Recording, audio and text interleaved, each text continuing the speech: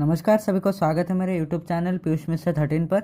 और आज हम बात करने वाले हैं वेद व्यास के महाभारत का जो 70वां विषय है पांडवों के मामा शल्य, उसके बारे में आज हम बात करेंगे। उससे पहले प्लीज़ चैनल को सब्सक्राइब कर दीजिए और सब्सक्राइब बटन के बगल में जो बेल आइकन है उसको भी प्रेस कर दीजिए ताकि मेरे वीडियोज़ को नोटिफिकेशन आपको बिल्कुल टाइम पर मिल जाए। वीडियो अच्छा लगे तो लाइक कीजिए और शेयर भी कीजिए आपके फ्रेंड्स और फैमिली के साथ ताकि हमारा चैनल ग्रो कर सके। तो चलिए शुरुआत करते हैं। जैसे कि हमने पिछले एपिसोड में जाना था कि किस प्रकार पांडवगण और कौरवगण अपने लिए शक्ति इकट्ठा कर रहे थे, अपने मित्रों जितने भी राजागण थे सबको बुलाकर, ताकि जो युद्ध होने वाला था आगे वो ज़्यादा से ज़्यादा शक्ति समेट पाए। इसलिए वो सब राजाओं को अपने मित्र राजाओं को बुला रहे थे। और इसी प्रकार भारत के चारों ओर से योद्धागण और राजागण कुरुक्षेत्र की ओर यात्रा करने लगे। और अभी पांडवों के पक्ष में बहुत सारे योद्धा थे, जैसे कि यदुवंश के श्रेष्ठ योद्धा तथा महारथी सात्यकी, चेदी नरेश शिशुपाल के पुत्र धृष्टकेतु, जरासंध के पुत्र मगधराज सहदेव, पांचाल देश के राजा ध्रुपद और उनके पुत्र धृष्टद्युम्न और शिखंडी, मत्स्य देश के राजा विराट और उनके पुत्र जैसे कि उत्तर। और इसी प्रकार पांडवों के पास 7 अक्षौहिणी सेना ने भाग लिया। और अभी पांडवगण जो मत्स्य राज्य के उपप्लव्य नगरी के पास में रह रहे थे और दुर्योधन की सहायता के लिए आए थे वीर योद्धा तथा राजा भगदत्त और राजा भूरिश्रवा, सिंधु नरेश जयद्रथ, राजा कृतवर्मा, काम्बोज देश के राजा सुदक्षिण, माहिष्मती नगरी के राजा नीलध्वज और अवंती देश के बिंद और अनुबिंद 2 राजा थे और केकया देश के वीर योद्धागण। इसी प्रकार कौरवों के पास 10 अक्षौहिणी सेना ने भाग लिया। और इस विराट सेना को हस्तिना में रहने को जगह नहीं मिला, इसलिए दुर्योधन की जितनी भी सेना मतलब उनके जो मित्रगण थे और जितने भी राजागण थे वो सब कुरु जंगल की ओर चले गए।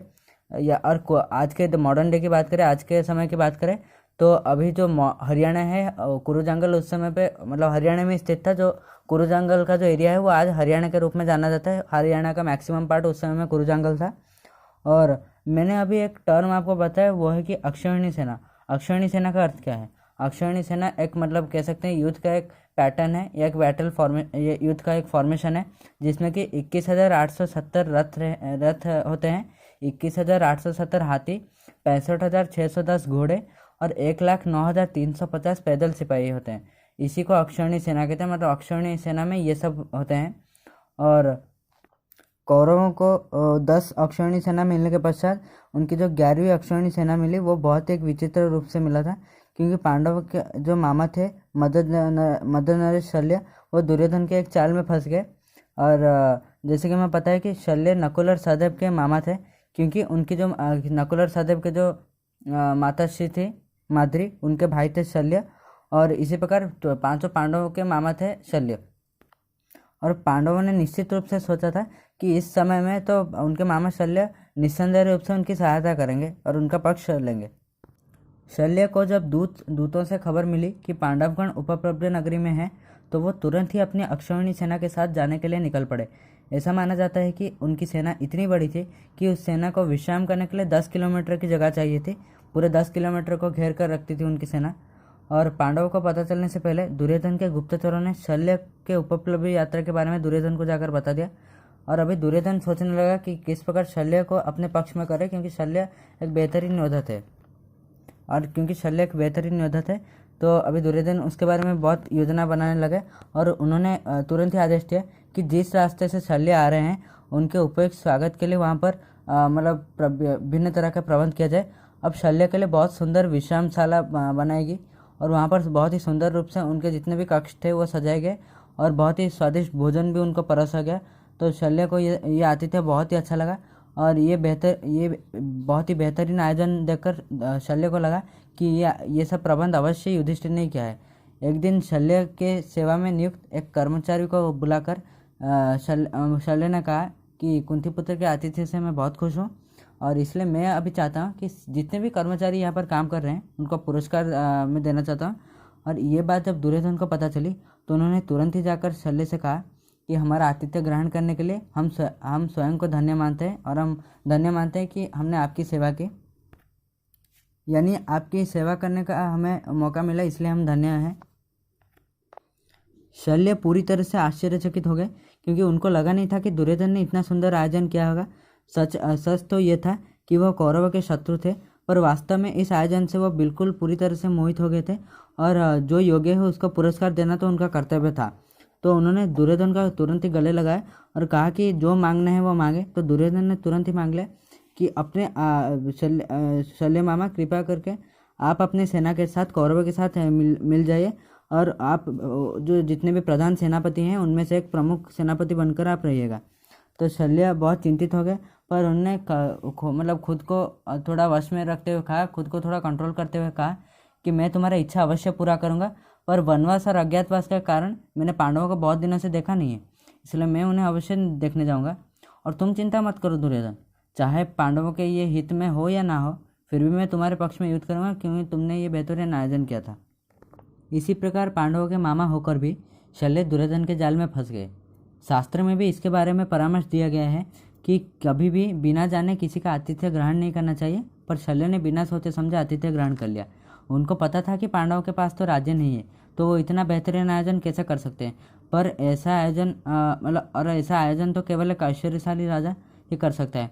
पर यह सब शल्य ने नहीं सोचा और उनको इसका परिणाम भोग करना पड़ा। ये जो शल्य का उदाहरण है, यह महाभारत में चर्चा किए गए उच्च कूटनीति का परिचय देता है। अपने शत्रु के बलशाली मित्र को अपने पक्ष में करना राजा का कर्तव्य है, हर राजा का कर्तव्य है।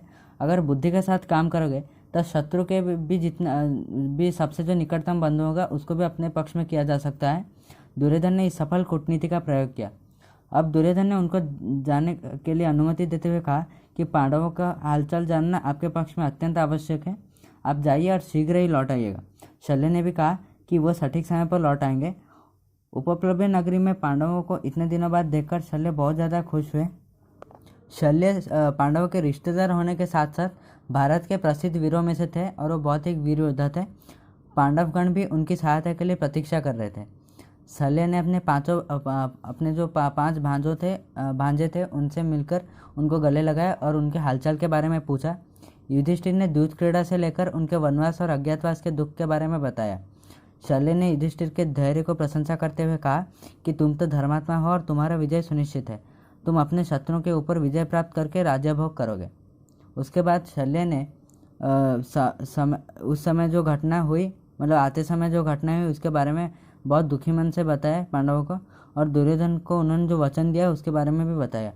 सत्य रक्षा करना कैसे हर व्यक्ति का कर्तव्य है, खास करके राजा का, वो कुंती पुत्रों को समझाने की आवश्यकता नहीं थी। युधिष्ठिर ने शल्य को दोष न देते हुए स्वयं को दोष दिया और दुखी मन से कहा कि आप तो सत्य धर्म के आदर्श हैं, हम बिल्कुल भी दुखी नहीं होंगे अगर आप अपना वचन रखेंगे तो। पर मैं आशा करता हूँ कि आप पांडवों का एक उपकार करेंगे। मैं जानता हूँ कि इस महायुद्ध में किसी न किसी दिन तो कर्ण और अर्जुन के बीच भयंकर युद्ध होगा। कर्ण अर्जुन को मारने के लिए अपना समस्त शक्ति और कौशल का इस्तेमाल करेगा। श्री कृष्ण इस युद्ध में अर्जुन के सारथी बनेंगे।